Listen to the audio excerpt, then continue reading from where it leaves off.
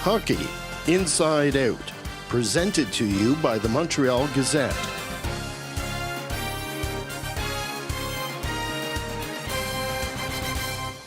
Welcome to the HIO Show. I'm Stu Cowan, joined again this week by Chris Nyland, Jack Todd, and Andy Bennett from CBC Daybreak. Chris, the win over the St. Louis Blues was an impressive victory. This is not a fluky 7-0 start for this Canadian team. No, it isn't at all. This team is really, they surprised a lot of people. You know, when they were 5-0, I was surprised that, that was the best start ever. And to see them last night against a team that's big, strong, tough team, talented team, and really put their legs to that team. They outskated them. They outworked them at times. It looked like it was going to be a tough game for them after the first period, but boy, they came through. They survived that first period. Carey Price did his job, gave them an opportunity to stay in that game when it looked like, ooh, they're in trouble. And they bounced back and scored enough goals, obviously, to beat that team. I think that first period was maybe a good thing for them, Jack. I think it was a wake-up call, right? I've almost been feeling like a loss would be a good thing. The longer the streak goes on, the more pressure there is to sustain it and all that. But that first period was almost the equivalent of a loss. They were getting almost run off the ice. And then they sucked it up, and by the end, they were doing what they've done every game this year. But what does it say about a team, and of course Carey Price, that the 17 shots they allowed in that first period, and they still go into the first intermission up 1-0. I mean, an exciting game, and I think exciting to watch the way that they rebounded in the second. It didn't even, from the second the puck dropped in the second period, they were a different team than the first period. So I think that says a lot about the way that they come together and the way that they're able to rebound and weather a storm like that in the first period. Max Pacioretty was saying after the game, Chris, that they almost don't need the coach almost doesn't have to say anything to his team right now. They realize when they're doing things wrong, and they turned it around in that second period and got things going. When you win and you don't have to say a whole lot, which is a good thing, and they probably don't want to hear from him anyway. How's that, Michelle? Again, when things are going good, it's like, we're not going to come on here and start ripping the team, when they're not doing well. This guy, that guy, would point out the system stuff, and and it's a good thing. They're playing well. They understand what they have to do. And, honestly, I think they're coaching themselves in a way. And I'm not taking away from the job the coach has done here. But the fact of the matter is, when you're playing that well and you're together, you're accountable to each other and you're coaching each other and playing for each other. And right now, they got it going on in a big way. I think they've been around together enough that they know the system that the coach has also. But I think they're lucky that they got Carey Price under contract through 2017-18 for $6.5 million. Because how much would this guy be worth now in the market? You know what? It got to be $10 million a year, and for who knows how long. This is the thing: this is that window. You got to get in now, because once Max and Price start getting paid something close to what they're worth, that's going to be awfully tough to manage under the cap. And I was thinking last night too, I was like, it wasn't that long ago that Bob Gainey was having to explain to people that Carey Price is a thoroughbred and why he wanted to keep picking on me. That's a lot. But yeah, look, that was 2009 when he was booed by the Canadians in the Bell Center, throwing up the hands, you know what I mean? And look how much he's grown as a player and as a person. The maturity of these guys over a relatively short period of time is really impressive. And I thought it was funny. Carey Price still getting flack for going to little skate last night when that puck went in and bounced off the glass, went in the net, which ultimately was no goal. But you could see Twitter, what's Price doing out of the net? It's like, listen, Price wants to go for a little skate. He's entitled. You're talking about maturity. Steve Ott was trying to stir the pot last night. Nathan Beaulieu dropped the gloves. But you know a little bit about Steve Ott, I think. Yeah, I met him back in Dallas his first year. He was a big fan of Knuckles. He was all excited. And should have knocked him out on the spot. No, I love him. And I watched him at training camp, and I'm there. Oh, that's why he likes me. He was running around, just going nuts. But you know what? As bad as some of the things he does out there, he's good for his team. Guys like him. He's tough to play against. Those players help teams win hockey. Nathan Beaulieu showed a lot of courage, though. As Carey Price said, he's not the biggest guy, but he's not afraid of anybody, Nathan. No, he'll get in there and mix it, and he holds his own. He threw an awful lot of shots with that, and then after a while I was saying, well, he's throwing a lot, but he doesn't seem to be doing much damage, but at least he's throwing. Yeah. Well, it's funny. I was asked on my show last week who did I think the first hab would be to get in a fight, and That was my choice. Are you Doesn't make still- me a genius. He's probably the only guy. Well, there's not yet. I mean, he's the only guy who's had a fight in the last on that team in the last 3 years, maybe. I'm so over the fighting. I'm sorry. I know you disagree, Chris. I Don't say I disagree.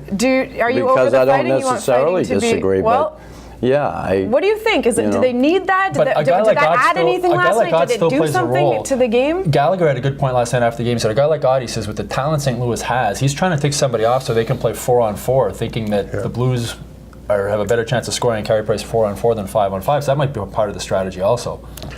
I still think there's a place for fighting in hockey in situations like that. I don't have a problem with it.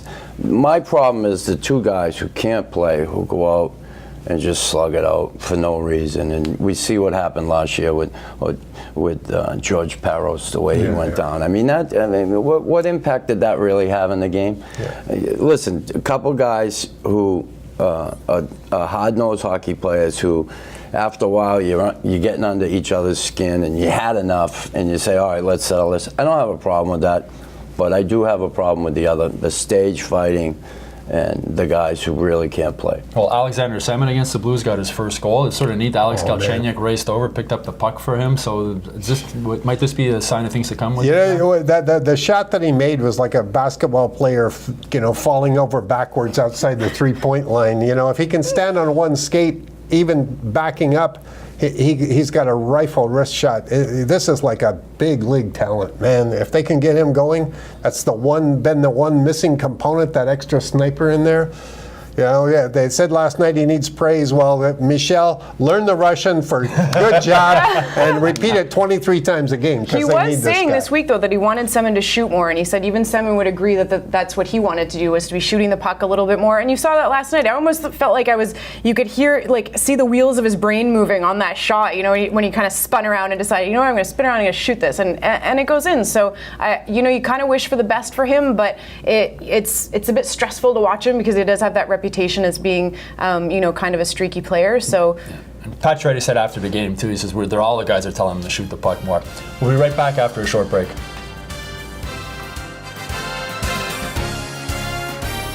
Welcome back, everybody. Michel Therrien said after one of the practices this week that basically the team is doing 95% of the same stuff it's done since he took over as far as the process, the system. I don't know. Do you think that's true, Chris? Yeah, I do. I haven't. Listen, I've watched this team. I watch how they forecheck. I watch how they break out of their zone. I watch them to the neutral zone. And they haven't done a whole lot different than they were doing last year. To me, the big difference is the players they put into this lineup and the shifts they've made. Now you look at Petrie here full-time, Bolio here full-time. Big difference in being up and down, coming late in the season. Fleischmann, Weiss and Desharnais, that line. That's huge for a third line. And then Semin coming on board and moving Galchenyuk to the middle. Another really good line. So this team has the depth up front that they've never had. And the speed. But if you watch on the forecheck, they basically do the same thing they did last year. If the defender's behind the net, one man in front, his partner's there, that wing cheats down and takes away the pass, and then they get three guys to take care of the rest of them in the back. And the only time they really set up and trap is when there's the defenseman on the opposing team is starting to come out of the zone. They'll go with one guy and then they'll fall in behind. And the difference coming up the ice is they may stretch one guy, but even sometimes he comes back and comes across and makes himself available. But the other two guys are going back for the puck now. We're seeing them come up the ice more together, and they have that speed, team speed overall, that they didn't have before, and a lot of it comes from the back end. They've got the players in place I think they want now. It's like Fleischmann is almost like, when you go to the dollar store and you find something sort of cool. That's sort of what Bergevin seems to have found there. That's his trademark. I mean, Fleischmann and Semin both. He didn't give up anything. He's not paying a whole lot, and he keeps coming up with these guys. Better each season. He gets better at it.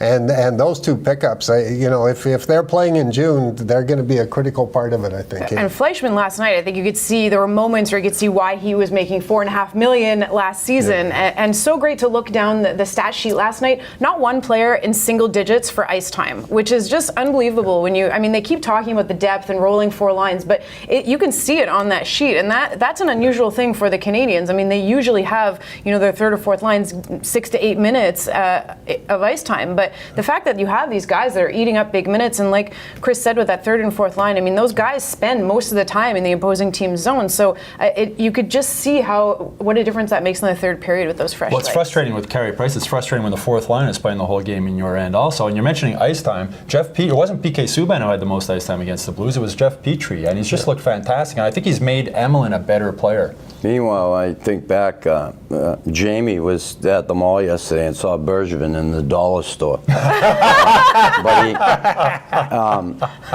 Petrie, again, I've talked about the power play and splitting those two guys up, Subban and Markov, and Jeff Petrie is so capable of playing on that first unit to switch things up, but this kid's a beast out there. He's big, he's strong, he moves the puck, he's talented, and he's an American. He's also, when you see him in the locker room, he's bigger than you would think he'd be. He's a solid big kid. He's a big upper body, big solid kid. We're talking about depth. There's only 2 players on the Canadians right now who don't have a point, Gilbert and Emelin. But send him down. Cut him. Waivers. But you're saying you like Gilbert too, right? He doesn't get the credit. I do. He doesn't get the love, Tommy Gilbert. He's got the long hair, looks a little bit like a lumberjack. The plaid shirt. He doesn't get the love here. He's not loud. He's not a big mouth. He's steady. He does his job, and in this town, that's just. Hey, as long as the checks don't bounce, I think he'll live without the love. Isn't the rule sometimes for defensemen, if you don't, if you're not noticing them, usually you notice a defenseman when he's done something wrong.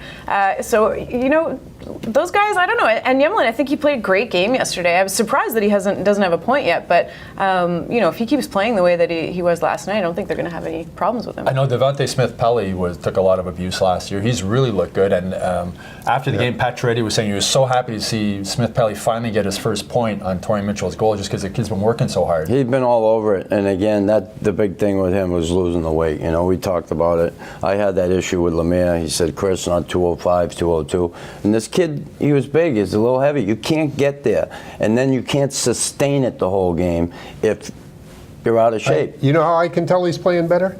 I haven't heard about Yuri Sekac in about 3 weeks. That's a good point. A very, very good point. Yeah. Andy, we were in the room after the game against St. Louis, and we were interviewing Torrey Mitchell at the same time, and it was sort of cool because he's a local kid. He scored a goal, and he was just Greenfield Park. Have we mentioned it yet? But just the look on his face, you were saying on radio, it didn't come over the way his comments after the game, the way when you were actually looking at him. No, he doesn't, because he has this sort of like Clint Eastwood style of speaking with the clenched teeth that, it's great, but if you could see the look on his face after scoring that goal, and you saw it on the ice too, which I also really love, because the Canadians have a couple of players that aren't that demonstrative when they score, and that's fine. I know that's the NHL style, act like you've been there before. But Torrey Mitchell, down on one knee, pumping the fist, looked so happy when he scored, and the Bell Center crowd obviously loved it as well. It's great. Yeah, it's great. It's great. What concerns you have moving forward? They play Buffalo Friday, Toronto Saturday. Just more of the same? I'm just looking for this team to keep playing the same way.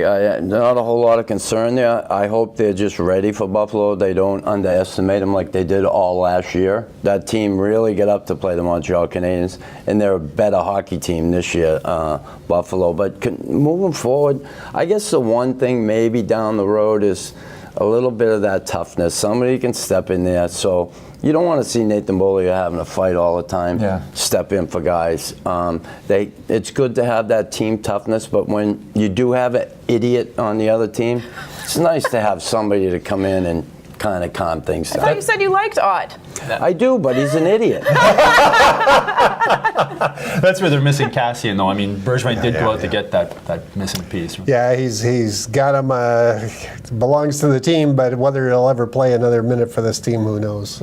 Sad story right now. Well, that's it for this week. We'll see you again next week on the HIO Show.